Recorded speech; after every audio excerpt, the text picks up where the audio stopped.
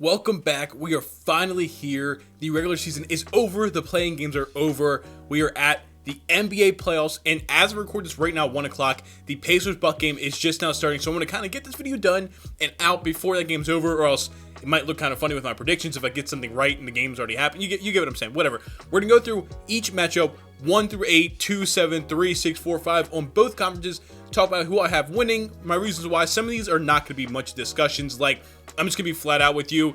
The 1, 1-8, 2-7 in the Eastern Conference, not getting talked about that much. But there are a few interesting matchups either way. So let's go ahead and start with the Eastern Conference. And again, get these easy ones out of the way first. 1-seeded Cavaliers, 8-seeded Miami Heat. Well, technically they were the 10 seed, first ever 10 seed to make it into the playoffs. Shout out the play-in. So technically they'll be 8 seed for the playoff bracket. You get what I'm saying. This is pretty easy. I'm going to go Cavs in 4. Like, I understand the Heat culture has been their thing, and they always seem to find a way to get a game or so. They are just so heavily outmatched by the Cleveland Cavaliers at all facets. I don't think there's really any part of the Miami Heat team you look at that's any better than the Cavaliers. Better point guard, better two guard, better wings, better big men, a better bench, better coaching. I mean, Eric Spoelstra is a really, really good coach. If you want to give Eric Spoelstra the coaching nod over Kenny Atkinson, sure, I'm not going to argue with that. Maybe, reputation-wise, you're definitely right. This season-wise, I don't know. I think Kenny Atkinson's been better this season. But again, not much conversation here. I'm taking Cavaliers in 4. Maybe they get a game. Maybe it's Cavs in 5, but I'm still taking the Cavs either way. Next is the 2-seeded Boston Celtics, the 7-seeded Orlando Magic. Again, I'm going Celtics in 4. Maybe we get the Celtics in 5. Maybe the Magic can pull one game out. But I just look at this Celtics team and say, reigning champions, still one of the best rosters in the entire NBA. They have one of the best starting units in the entire NBA. They have some nice pieces off the bench.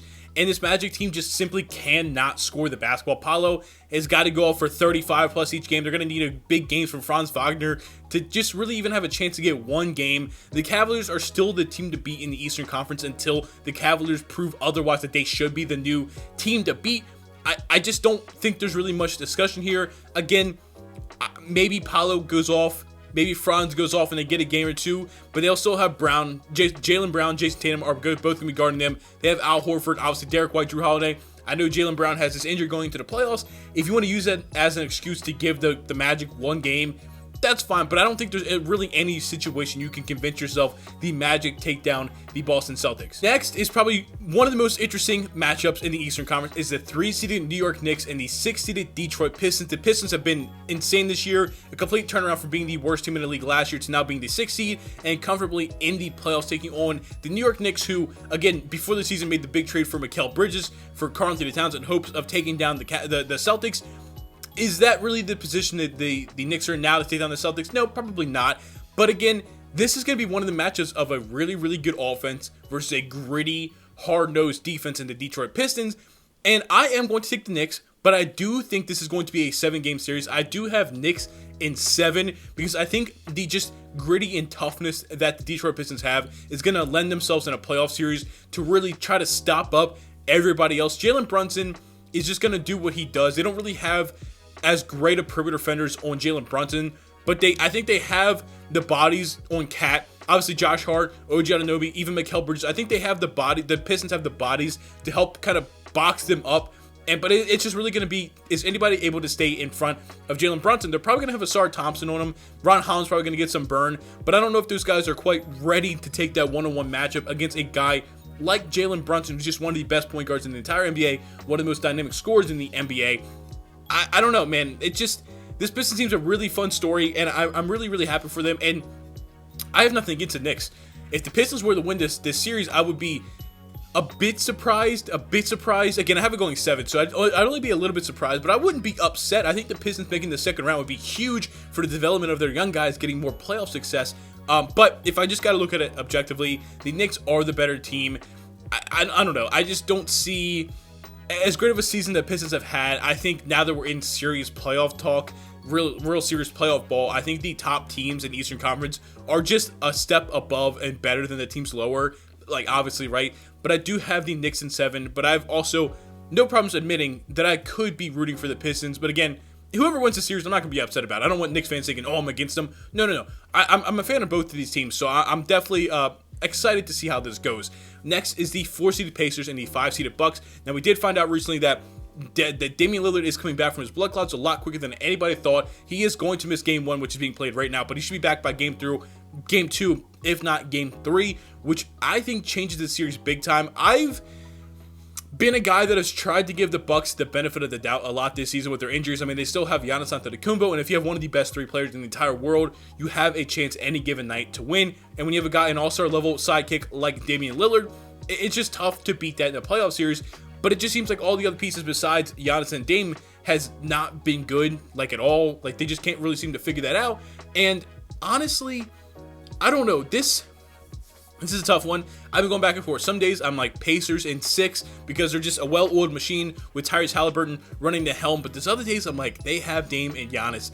And because of that, I'm going Bucks in 7. I think this is going to be another hard, tough, gritty series. Now, I know neither one of these teams are like exactly defensive stalwarts. There's not great defenses in this series. But again, Giannis is still a good level defender. Brook has his moments. And I don't know. I think this could be one of them series where it's going to rely a lot on, can Tyrese Halliburton push the pace of this Pacers team? Can they get down the court? Can they score quick? Not let Giannis get himself set up defensively. Not let Brook Lopez get himself set up defensively. And then for the Bucks, it's going to be, is Giannis, because Giannis has been insane recently. The past like month or two, he's been on an absolute another level. Is he going to be able to continue that in the playoffs? Because this is really the first playoffs in a couple of years that he's been fully healthy. And again, if we get a healthy Damian Lillard back at game 2, hopefully, maybe we get to wait till game 3, but I'm hoping game 2. You're hoping you get something out of Kyle Kuzma. I don't really know what you're going to get, but I'm hoping you get something out of Kyle Kuzma. Kevin Porter Jr.'s had been pretty good this season, as much as I, don't really want to give him praise just because I'm not a fan of him for reasons. But again, objectively, he's been pretty good this season. I just think I look at this Bucks team and I'm like, you have the best 2 players in the series now. Now, if you want to argue that at this point in their career, at least this season, Tyrese Halliburton has been better than Damian Lillard, I'm not going to argue with that with you that much. It's fine. I think it's personal preference at this point in time. But they still, at the end of the day, have the best player in the series in Giannis Antetokounmpo. And because of that, I think sometimes basketball comes down to best players win. I'm going Bucks in 7. Now, we jump to the Western Conference, where I think there's more of a possibility for like upsets to happen. But again, I think early, we're going to go 1 seed Oklahoma City Thunder, 8 seed Memphis Grizzlies, who get out of the play-in. Another situation where I'm going to take OKC in 4, maybe 5. Maybe John Morant and Jaren Jackson Jr. get hot for a game and they take a game from the Thunder. But the Thunder have been the best team in the league by a bit of a margin this season. 68 wins, 16 games better than the Houston Rockets at the 2 seed. There's just not really many flaws in the game of the Oklahoma City Thunder. They have who I think is going to be the MVP in Shai Gilgeous-Alexander. And this Grizzlies team has a lot going on with the firing to Taylor Jenkins and just trying to figure out the new offensive system going into the playoffs. I don't trust it. The Thunder have been so great all season. I'm not going to sit here and overthink it now and be like, oh, maybe they lose. Maybe they're not ready for this. I'm not doing all that. I'm taking the easy, maybe it's the easy route, but I'm taking the smarter choice. I'm taking the Oklahoma City Thunder in 4 games. You know what? 5 games. I'm going to give the Grizzlies 1 game because I think John Morant can get super hot. I think Jaren Jackson Jr. can get super hot. Desmond Bane can have a game. I'm going to give the Grizzlies 1 game and say Thunder in 5. Now is probably the most wishy-washy series. The 2-seeded Houston Rockets and the 7-seeded Golden State Warriors. This is the new gen versus the old gen for the most part. You have, on one hand, you have Jalen Green, Alperen Sengun, Jabari Smith, Fred VanVleet, Amen Thompson, just a Tari Eason, like a group of people that are just not really a superstar level. They don't really have that top end guy, but a team full of guys that are just tough, gritty players. A lot of defensive around the entire block. Just a tough defensive team. You have guys like Jalen Green who can go out and get you 30 on any given night.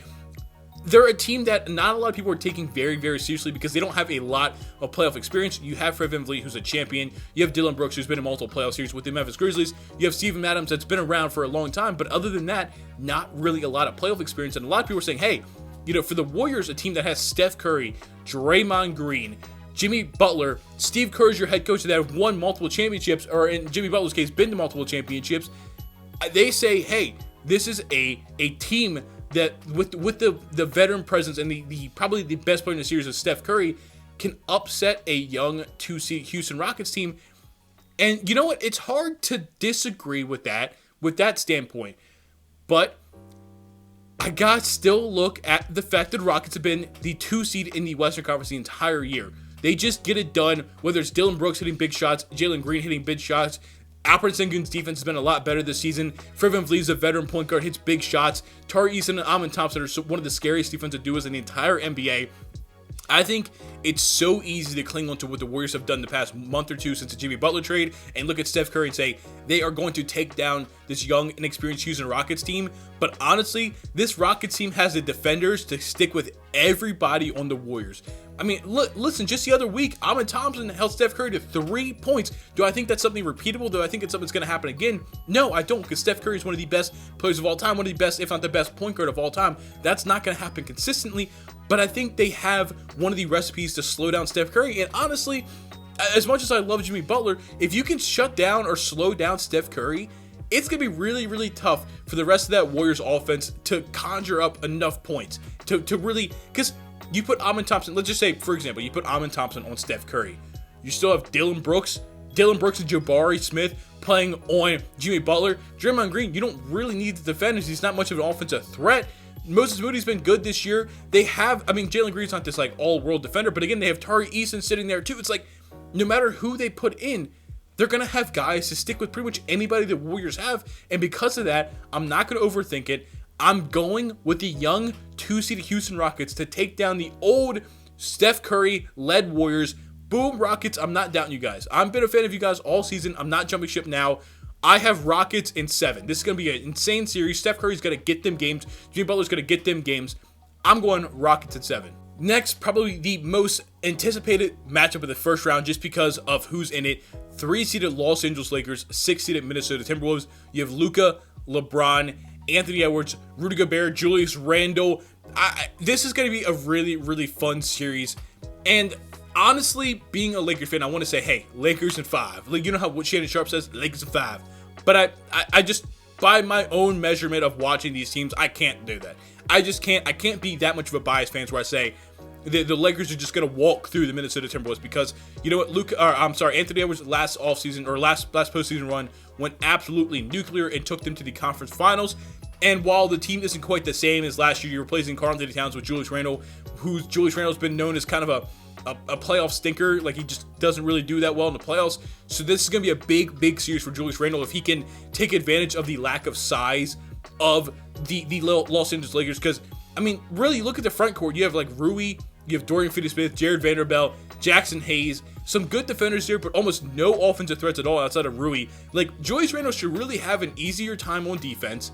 And on offense, probably, I mean, I don't think they're going to put Dorian Finney-Smith on Julius Randle because they're going to want people for Luka, for LeBron. Julius Randle's probably going to get the 3rd best defender on the Lakers while also not having that tough of a time on defense. I think this is definitely a series Julius Randle's going to have to make a mark, make a real stamp on like, hey, listen, I can dominate a team that does not have a great front court. Now, that being said, Luka and LeBron are still 2 of the best players in the NBA, 2 of the smartest players in the NBA, and I just think, while I don't believe in this Lakers team going far, I don't think this Lakers team is going to make a finals run, maybe not even a conference finals run. I do think this team is good enough now between Luka, LeBron, Austin Reeves, of course, Rui Hachimura. They're taking down the Timberwolves because the Timberwolves have just had some turmoil. They've definitely kicked it up from the way they started the season. They started pretty rough. I just think that Timberwolves team is still missing pieces. Obviously, the Lakers team is too, but I'm betting on the higher talent of Luka and LeBron, and I'm going Lakers in 7. And then the last matchup of the first round is probably one of my favorite series as well, the 4-seeded Denver Nuggets and the 5-seeded Los Angeles Clippers. This is a series where you get James Harden, who's coming to the playoffs pretty much healthy for the first time in a long time. We have a healthy version of Kawhi Leonard. You got a Zubac, who's a most improved candidate, who maybe might get some All-NBA buzz. That's how good he's been. Norman Powell was the leading most improved for a good part of the season. Then on the other side, you have Nikola Jokic, the best player in the entire world. Jamal Murray and Michael Porter Jr., who obviously haven't played as well this season as they have in years past, but are still good quality pieces. Aaron Gordon, they just fired their head coach. But then Aaron Gordon comes out and makes a statement that the players have more input in practice now that Michael Malone is gone. Okay, maybe there's something there. So now it's like, do you bet on maybe the better collection of players at the Clippers or the best player in the world with decent role players in the Denver Nuggets? And honestly, this is one I'm still not really sure what my answer is. I'm going to give an answer here because it's the point of the video, but I don't feel confident picking literally either one of these teams because both these teams have the downsides of James Harden's never been a great playoff performer. He's had games. James Harden's had great playoff games, but a consistent playoff performer he has never been. Kawhi Leonard, we have not seen healthy in a playoff run in years, and I don't know if I trust he's going to be healthy now. I mean, he is healthy now going in, but once the playoff run starts, I can't trust he's going to be there the whole time. Zubac has been one of the better Jokic defenders over the course of the past couple years, but again, it's still Jokic. Jokic is still the best player in the world. It's like Zubac's going to do whatever he can. Norman Powell is a guy that they're going to need to get hot, man. He's going to have a couple 30-point games if they want to have a chance of winning these games. And then you look on the other side. The Nuggets just don't look as good as normal. They just don't. They're missing. They lost Bruce Brown. They lost KCP. Christian Brown has really stepped up into the losing unit of those guys, but he's not the point attack defender that a KCP was. It's like they're missing defense as a whole. Outside of Aaron Gordon, they don't really have a lot. Or Christian Brown and Aaron Gordon, they're two like defenders they look at in the starting lineup, and it's like Christian Brown holds his own.